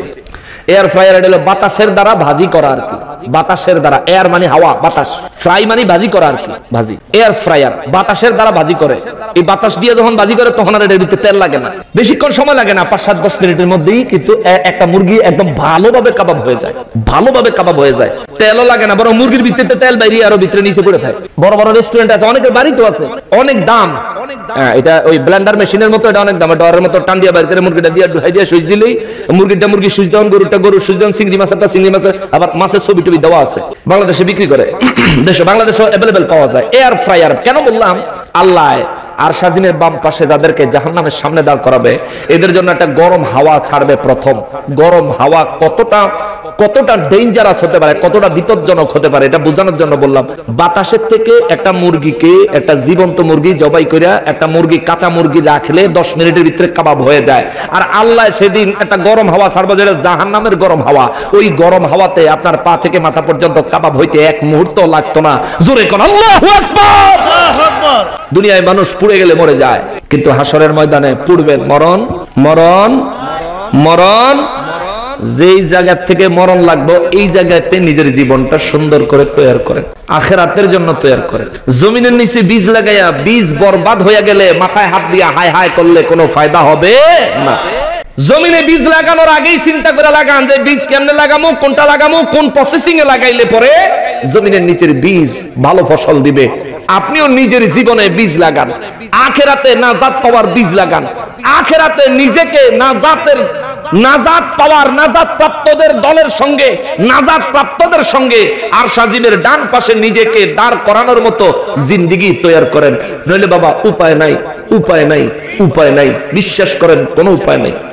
বিপদ হইবে, এমন বিপদ যে বিপদ থেকে কেউ রক্ষা করবে না। নামাজ পড়িয়েন 5 ওয়াক্ত, মা বাবার খেদমত করিয়েন, ওলি আল্লাহর সোহবত হাসিল করিয়েন। হাসরের ময়দানে মুসিবত থেকে যদি বাঁচতে চান, যে হুজুর ঈমান নিয়ে কোন রকম মরতে পারলে এই মুসিবত থেকে বাঁচাই না কেউ, রে পামনি পাইবেন, দুইজন রে পাইবেন। সুবহানাল্লাহ। ঈমান নিয়ে মরতে পারলে, অনিচ্ছাকৃত যদি আপনার আমল ছুটে যায়, আমলের পরিমাণ যদি কম থাকে, ইবাদতের পরিমাণ কম, কিন্তু অনিচ্ছাকৃত আপনার অনেক আমল ছুটে গেছে, এই ধরনের পরিস্থিতি নিয়ে ঈমান নিয়ে যদি মারা যান, হাসরের ময়দানে গেলে আপনি দুইজন আপনার সাহায্যকারী পাবেন, এক ওলি আল্লাহ, দ্বিতীয়ত রহমাতুল লিল আলামিন। সুবহানাল্লাহ। যে ওলির কাছে আপনি মুরিদ, যে পীর মাশায়েখের কাছে আপনি বায়াত হবেন, ওই পীর মাশায়েখ আপনাকে মুরিদ হিসেবে আপনি ওনাকে খুঁজবেন, উনি আপনাকে খুঁজবে। খুঁজে খুঁজে দুইজনকে হাসরের ময়দানে বাইর করবো, জোরে কোন সুবহানাল্লাহ। বাহির করে হাত ধরে পীর তার মুরিদকে, যে ঈমানের সাথে মৃত্যুবরণ করবে, ওই মুরিদের দৌড়া নবীজির দরবারে নিয়ে যাবেন। আমার নবী আরশ আজিমের ছায়া মোবারকে, সেজদা মোবারকে পড়ে কাঁদবেন। ওই সময় নবীজির দরবারে গিয়ে দাঁড়িয়ে থাকবেন কাঙ্গালের মতো, অসহায়ের মতো। আমার নবী রাহমাতুল লিল আলামিন যখনই সেজদা মোবারক থেকে মাথা মোবারক তুলবেন, তখনই বলবেন, হুজুর আপনার উম্মত আমার কাছে মুরিদ হয়েছিল, বায়াত হয়েছিল, ইয়া রাসূলুল্লাহ নিয়ে আসছি, সে বড় গুনাহগার, দয়া করে সুপারিশ করেন, জোরে কন্না সুবহানাল্লাহ। নবী বলেন, সেদিন আমি হব একমাত্র ব্যক্তি, প্রত্যেকটা সুপারিশ আল্লাহ কবুল করবে। সুবহানাল্লাহ। নবীকে আপন বানায়েন, ওলি আল্লাহদেরকে আপন বানায়েন, আল্লাহ রাব্বুল ইজ্জতের ভয় অন্তরে ধারণ করিয়েন। চারটা জিনিসের কথা বলবো, জীবনেও ভুলিয়েন না, ভুললে আপনার ক্ষতি হবে। এক, মা বাবার খেদমত কখনো ছাড়বেন না, এটা অন্তরে রাখবেন। মা বাবার খেদমত কখনো ত্রুটি করবেন না, এইটা আপনার চরিত্রে রাখিয়েন। দুই, ওলি আল্লাহর সোহবত, একজন যে কোনো আল্লাহর ওলির সোহবত অবশ্যই নিবেন। আল্লাহর নির্দেশ, ওয়াকুনু মা'আস সাদিকিন, আল্লাহর নির্দেশ হলো তোমরা ওলি আল্লাহদের, সৎ লোকদের সঙ্গ লাভ করো, জোরে কন্না সুবহানাল্লাহ। কারণ আছে, আল্লাহ বলছেন, ইন্না রাহমাতাল্লাহি করিবুম মিনাল মুহসিনিন, ওলি আল্লাহদের সঙ্গ লাভ করবা। কারণ হলো ওলিদের উপর, আমার মুহসিন বান্দাদের কাছেই আমি আল্লাহ রহমত পাঠাই, জোরে কন্না সুবহানাল্লাহ। এই জন্য ওলিদের কাছাকাছি থাকতে বলছেন কে? জোরে বলেন কে?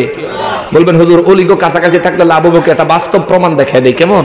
ওলিদার কাছে কাছে কি লিগে থাকবেন, থাকলে কি লাভ হইব? বাস্তব প্রমাণ, হাতে কলমে। এটা কি চিনে না? যেমন এটা কি, আচ্ছা লাগাইলাম কদ্দুর দিব না কেউ রে। কারণ গ্রান পাইছেন, গ্রান আপনি পাইছেন, আপনি পাইছেন, আপনি পাইছেন, পান নাই। এটাই দরকার ছিল, উনি পায় নাই। আতর আমার কাছে, বুঝবেন, ইনি আমার কাছে হওয়াতে, ইনি আমার কাছে হওয়াতে আতরের গ্রানটা দূরের মানুষের তুলনায় কম পাইছে না বেশি? এনারা তিনজন মোটামুটি কাছে গ্রান পাইছে, ওনারা দেরি হলো একটু পরে পাইবো। কিন্তু আপনারা যারা আছেন, হয়তো সামনে দিয়ে যারা আছেন হেরা পাইবেন, আর যারা একবার পিছিয়ে বসেন পাইবেন না। এটাই আল্লাহ বলেন, ইন্না রাহমাতাল্লাহি করিবুম মিনাল মুহসিনিন, আর আমার রহমত ওলিদের কাছে আমি আল্লাহ দিয়া রাখছি। আতর আমার হাতে তাগরে দেই নাই, কিন্তু গ্রান পায়া গেছে কাছে থাকার কারণে। আল্লাহ কয়, রহমত আমার ওলিদের কাছে, আমার ওলিরা দেওয়া লাগতো না তোরে বেটা, ওলিদের কাছে থাকবি, ওলিরা যখন খুশি হয়ে যাবে আমি আল্লাহ তোরে ওই রহমত দিয়ে দিব। সুবহানাল্লাহ। এই জন্যই ওলিদের কাছে থাকতে বলছেন কে? চারটা জিনিস কখনো ভুলবেন না, মা বাবার খেদমত, ওলিদের সোহবত, আর নবীজির মহাব্বত, নবীজির ভালোবাসা কখনো ভুলবেন না। মেরাজের মাস কেমন? এই মেরাজের মাস আইলে সোর আর ইমানদার চিনন যায় সহজে, ঠিক কিনা বলেন? মেরাজের মাস আসলেই সোর আর ইমানদার খুব সহজে চিনা যায়। নবীর মেরাজ মানে না যারা, এর সবটি এজিদির দল, ব্যক্তি এজিদের দল। এজিদের দল বড় বড় ফাগরিয়ালা ছিল, মুফতিয়া ছিল, হাফেজা ছিল, আলেমা ছিল, মাওলানা সাহেব ছিল। কিন্তু ইমাম হোসেন রাদিয়াল্লাহু তাআলা আনহুরে শহীদ করে দিয়া তারপরে তারা আজান দিয়া, ইকামত দিয়া জামাতে নামাজ পড়ছে। যেই নবী বলছেন হুসাইনুম মিন্নি ওয়া আনা মিন হুসাইন, হুসাইন আমার থেকে, আমি হুসাইন থেকে, নবী বলছেন। এরপরে হোসেন রাদিয়াল্লাহু তাআলা আনহুরে শহীদ করে দিয়া তারা নামাজ পড়ে। হোসেন রাদিয়াল্লাহু শহীদ করছে, আল্লাহ কি খুশি না নারাজ? জোরে কর। তোরা যে নামাজ পড়লো কার লাগিয়া? আল্লাহর লাগিয়া। আল্লাহ কি অগফরে আগের তেই খুশি না নারাজ? তাই এরা নামাজে কোনো কাম হইব? জোরে কোন কাম হইব? মানে হ্যাগো দালাল যেটি আছে হেডি কইব হেরা কি তওবা টবা করার সুযোগ পাইতো না। এবারে আল্লাহর রাসূলকে কষ্ট দেওয়া কুফরি, আল্লাহকে কষ্ট দেওয়া কুফরি, আহলে বাইতে রাসূলদেরকে কষ্ট দেওয়া কুফরি, কুফরি, কুফরি, ঠিক কিনা বলেন? ইনাদেরকে কষ্ট দিলে ঈমান থাকে? ঈমান থাকে না। এরপরে তারা, এখন দুঃখের ব্যাপার হলো আমার বাংলাদেশও এমন কিছু বাট ফার বাইরিছে, তারা এজিদের রাদিয়াল্লাহু কয়, আবার এজিদের দোষ আছিল না কয়।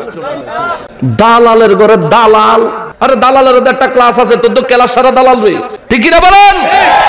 ক্লাস সারা দালাল, কম দামি দালাল তুই, ফাজিলের দল। এজিদরে তোমার করে রাদিয়াল্লাহু বানাই দিব, মুসলমান বানাই দিব, বেহেশত ফাটাই দিব কে? তুই এজিদের সামসা, এজিদ তোর বাপ লাগে রে সোর। ইয়াজিদকে লিখে তোর ব্যস্ত পাঠার লাগবে। ইমাম আহমদ ইবনে হাম্বল রাহমাতুল্লাহ আলাইহি তিনি বলেছেন, ইয়াজিদ কাফের, ইয়াজিদ জাহান্নামী। জোরে বলেন ঠিক কি না? ইমাম আহমদ ইবনে হাম্বল রাহমাতুল্লাহ আলাইহি বলেছেন, হাম্বলি মাযহাবের ইমাম। এরপর ইয়াজিদের লাগা তোমার এত ফিরি, ইয়াজিদের জাহান্নামী কোন যাইতো না, কারণ ইয়াজিদ যেহেনো হেরাও দেহেনই। এর লাগা ইয়াজিদের জাহান্নামী কইেন না, আমরা যাবো জাহান্নামে, কিন্তু কইেন না তোরা জাহান্নামে যাই, হেলিকপ্টার দিয়া যা, উপরে তেনে লাফাইয়া লাফাইয়া বর্গা, আমাদের কোনো অসুবিধা নাই। কিন্তু হোসাইনি মুসলমানের সমাজে ইয়াজিদের পক্ষে কথা বলবি না। ইয়াজিদের পক্ষে হোসাইনি সমাজে কথা বললে, কারবালার প্রান্তরে ইমাম হুসাইন রাদিয়াল্লাহু তাআলা আনহু শহীদ হয়ে গেছেন, কিন্তু আজকে সমাজে যেই সমস্ত হুসাইনি সৈনিক, হুসাইনি মুসলমান জিন্দা আছে, তাদের সামনে ইয়াজিদের দালালি করবি না, গর্দান নামায়া দিব। ইয়াজিদের দালালি করবি না, দালালের ঘরে দালাল। তুই গিয়ে ইয়াজিদ তোর বাপের হলে হইয়া থাক কোল বালিশ বানাইয়া, আমরা কোনো অসুবিধা নাই। রাসূলুল্লাহ সাল্লাল্লাহু আলাইহি ওয়াসাল্লামের মেরাজের মাস কি বলতাম, কোন এক জামানায় আইলাম, নবীজি মেরাজে আল্লাহর সাথে দেখা করতে আরশে আজিমে গেছেন, এই কথা বলে মিশা এই বক্তব্য দিছে। আমি হামজা এক বক্তব্য দিছিল, একদিন নবী মুস্তাফা রাস্তা দিয়ে হেঁটে যায়, হরিণ একটা বাঁধা ছিল গাছেরই তলায়। এই গজলের বিরোধিতা করছে, এইগুলি সব বানোয়াট। আলহামদুলিল্লাহ, আল্লাহর অশেষ মেহেরবানি, আমি এই যে এই গত ওমরাতে গিয়েছিলাম জুলাইয়ের 18 তারিখে। আমি ওই ওমরাতে যাওয়ার পরে আমি গিয়া এই হরিণের ঘটনার জায়গাটা খুঁজা বাইর করছি। মদিনা মুনাওয়ারা থেকে এই বদরের প্রান্তরে যাওয়ার পথে একটা জায়গার মধ্যে যেই জায়গায় ফাঁদ পাইতা হরিণ ধরা হইছে, ওই জায়গাটা পর্যন্ত এখনো হেফাজত করে রাখা আছে। আমি লাইভের মাধ্যমে, আমাদের পেজ থেকে আমি লাইভের মাধ্যমে দেখাইছি। এটি লেখাপড়াও করে না, ইতিহাসও তালাশ করে না, আন্দাজে আন্দাজে নবীর শানে যখন অস্বীকার করে বসে। বেটা, আল্লাহর রাসূলের শান জানলে মানবি, না জানলেও মানবি। আর যদি জানোস এটা ভুল, তাহলে সঠিকটা বলবি, অস্বীকার করার সুযোগ নেই। নবী মেরাজে গিয়া আল্লাহর দরবারে গেছে এমন কোন দলিল নেই। তুমি তিন ফাতার মৌলবী জানো কি? মামুর খুতবা ছাড়া আর কোন খুতবাই তুমি পারো না, তুমি জানো না কিটা? পড়ো ভাই, লেখাপড়া করো। নবীর মেরাজের ঘটনা তোমরা পাও না, কিন্তু মূর্তির সামনে গিয়ে হো হো করোনা একটা পাও। নবীর মেরাজের ঘটনা তোমরা খুঁজো না, কিন্তু গীতা মুখস্থ ঠিকই করো। ওলি আল্লাহদের শান সম্পর্কে তোমাদের কোনো ধারণা তোমরা নাও না, কিন্তু ওলি আল্লাহর দরবার ভাঙ্গা মন্দির গিয়া পাহারা দাও। তোমরা অনেক উপকার করছো, মাশাআল্লাহ। তোমরা একটা মুসলমান, একটা আজাইত্যা মুসলমান, মুসলমানের জাতের মুসলমান না, এজিদের জাতের মুসলমান। মুসলমান এমন হইবে কেন? আরে নবীর জন্য মুসলমান নিজের জীবন উৎসর্গ করে দিয়েছে সাহাবায়ে কেরাম, হাসতে হাসতে, সুবহানাল্লাহ, হাসতে হাসতে জীবন উৎসর্গ করে দিয়েছে সাহাবায়ে কেরাম। আর তুমি মিয়া নবীর একটা মর্যাদার কথা শুনলেই তোমার ভিতরে দিয়া চুলকানি আরম্ভ হয়, মনে হয় তার ভিতরে এক জিবা আছে, দাউদ আছে, বিখাউজ আছে, তার ভিতরে চুলকানি আরম্ভ হয়। এটার দলিল নাই, এটা দুর্বল, এটা জয়ীফ, এটা হাদিস সহিহ না, এটা সনদে গন্ডগোল আছে। বেয়াদব। আল্লাহ তাআলা হেদায়েত দেখ, জোরে কোন আমিন। মেরাজের মাস, মেরাজের রাত ফজিলতপূর্ণ রাত। মেরাজের রাতে ইবাদত করবেন, মেরাজের রাতে নামাজ পড়বেন, মেরাজের দিনকে কেন্দ্র করে রোজা রাখবেন। আল্লাহর কাছে এই দিনটা বিশেষ দিন, দোয়া কবুল হওয়ার দিন। এই রাত বিশেষ রাত, দোয়া কবুল হওয়ার রাত। রব্বুল ইজ্জতের কাছে প্রার্থনা করবেন, জীবনের গুনাহ মাফ চাইবেন। আমার যুবক ভাই, আমার মুরব্বী বাবারা, আমার মধ্যম বয়সী বাবারা, মনে রাখবেন আশা সিরিয়াল আছে, যাওয়ার কোন সিরিয়াল নাই। তাইবি কই যাইয়া রে মানুষ, পালাইবি কই যাইয়া, পালাইবি কই যাইয়া রে মানুষ, পালাইবি কই যাইয়া। আজরাইল আসিয়া যেই দিন, ওরে আজরাইল আসিয়া যেই দিন, বান্ধিবে কষিয়া রে জগৎ স্বামীর ঘরে যাইতে হবে রে, ওরে জগৎ স্বামীর ঘরে যাইতে হবে রে। কথা বলেন ঠিক কিনা? পালানোর কোন সুযোগ নাই রে বাবা, কোন সুযোগ নাই। অতএব মৌতের দিন ঈমান নসিব হয় এমন জীবন তৈরি করেন। কবরের জীবন জান্নাতি বিছানা আর জান্নাতি পোশাকের সমন্বয়ে জান্নাতি নিয়ামত ভোগ করার জীবন হয় এমন জীবন গঠন করেন। রূপগঞ্জের মানুষ, রূপগঞ্জের মানুষের আল্লাহ রূপবান বানায় দিস। এইদিকে বিভিন্ন বড় বড় কোম্পানি আসাতে আপনাদের আগে যা ছিল হেতে 10-20 গুণ বেশি হয়েছে, ঠিক না বাবা? 1 লাখ টাকার সম্পদ 1 কোটি টাকা হয়েছে, 2-3 কোটি টাকা হয়েছে, এমনও হয়েছে। এত বড় সৌভাগ্যবান আপনারে বানাইছেন কে? আল্লাহ। অতএব আল্লাহকে ভুলে যায়েন না বাবা, রবকে ভুলে যায়েন না, আর আমার নবী রাহমাতুল লিল আলামিনকে ভুলে যায়েন না। আমার নবীজির পুরো মিশন ছিল মানুষকে রব চেনানোর। আমার নবীজির পুরো মিশন ছিল মানুষকে তার আখিরাতের জন্য নিজেকে তৈরি করার জন্য ট্রেনিং দেওয়া। আমার নবী সেটা দিয়েছেন। সাহাবায়ে কেরাম খায়রুল কুরুনের মানুষ হয়ে গেছে, তারা শ্রেষ্ঠ মানুষ হয়েছে। তাদের ব্যাপারে আল্লাহ কোরআনে বলছেন রাদিয়াল্লাহু আনহুম, আমি আল্লাহ তাদের উপর খুশি, সুবহানাল্লাহ, ওয়া রাদু আনহু, এবং ওরাও অর্থাৎ সাহাবীরাও আমি আল্লাহর উপর খুশি, জোরে কন্যা সুবহানাল্লাহ। যার বাড়ি আছে তারে দেখা আমি আর আপনি কই আল্লাহ তারে দিলা আমারে দিলা না, কিন্তু আপনার বোঝা উচিত যে ওই ব্যক্তির জন্য বাড়ি মঙ্গলজনক, আপনার জন্য বাড়াই মঙ্গলজনক, ঠিক কিনা বলে? আমার জন্য যেটা ভালো, যেটা প্রয়োজন, সবচেয়ে উত্তম ফয়সালা সিদ্ধান্ত নিতে পারেন কে? আল্লাহ। অতএব তাওয়াক্কালতু আলাল্লাহ, সমস্ত পরিস্থিতিতে আলহামদুলিল্লাহ। বিপদে পড়ছেন সঙ্গে সঙ্গে বলবেন আলহামদুলিল্লাহ, আল্লাহ আমি বিপদে পড়ছি, এটা নিশ্চয়ই আমার জন্য কোনো না কোনো রহমত বয়ে আনবে। শুকর আদায় করে ফেলবেন, আফসোস করবেন না, আক্ষেপ করবেন না।